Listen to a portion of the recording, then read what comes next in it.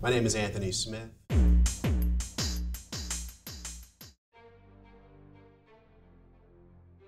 So we're celebrating the life of Reverend Dr. Martin Luther King Jr., civil rights leader, according to some, great orator by others, champion of civil rights, racial equality. But the main description that I have for Dr. King is that of a prophet, in the tradition of the Hebrew prophets from the Hebrew scriptures, and also in the tradition of Jesus from Nazareth. And like great prophets, like Dr. King, their clarion call is an invitation to participate in what God is unfolding in history. And I suggest this week that we celebrate Dr. King's life and legacy and work in the civil rights movement, and also his preaching and work in the church. That we give time to really reflect on some of the very powerful words that came across pulpits and podiums all over this country from this great man, while also recognizing that he was, like many other human beings on the planet, profoundly and deeply flawed, like myself and you too.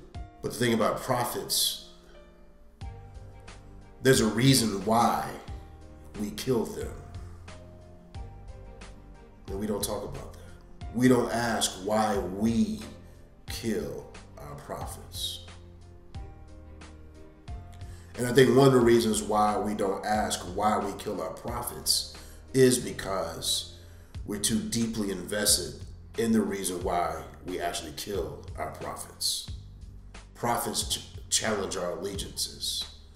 Prophets challenge our loyalties and deepest concerns and our lenses and our assumptions about the world. They challenge the ways in which we negotiate, the way we relate to those who are most vulnerable in our society. They challenge that. They challenge the idols of our culture. Greed, idolatry, money, violence. It's not the gun that we're told.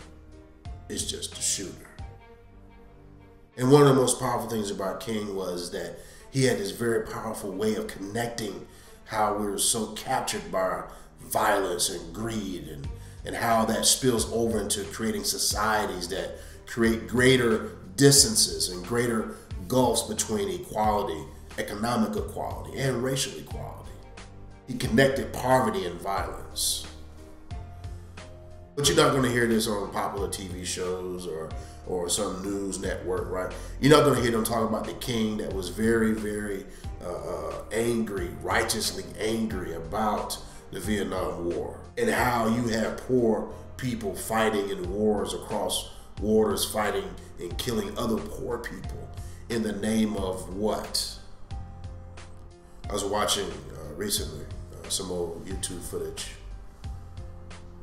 about the level of poverty that's in our country right now.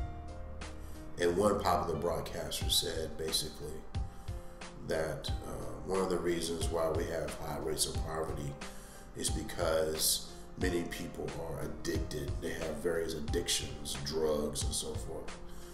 This is why we have poverty. Folks, I want to invite you during this week, this day that we celebrate Martin Luther King Jr.'s life, legacy, work, preaching, teaching, prophesying, that you would really look at these things. What was he really saying about poverty? What was he really saying about violence? And this is apropos to the times in which we live in right now. Our country is having a debate about gun control and rights and what causes the level of violence in our society. King is apropos at this moment. His words, the prophetic word that he had for our nation, is appropriate for this time. So I would highly advise you to look at those kinds of things up and really investigate them and take them to heart.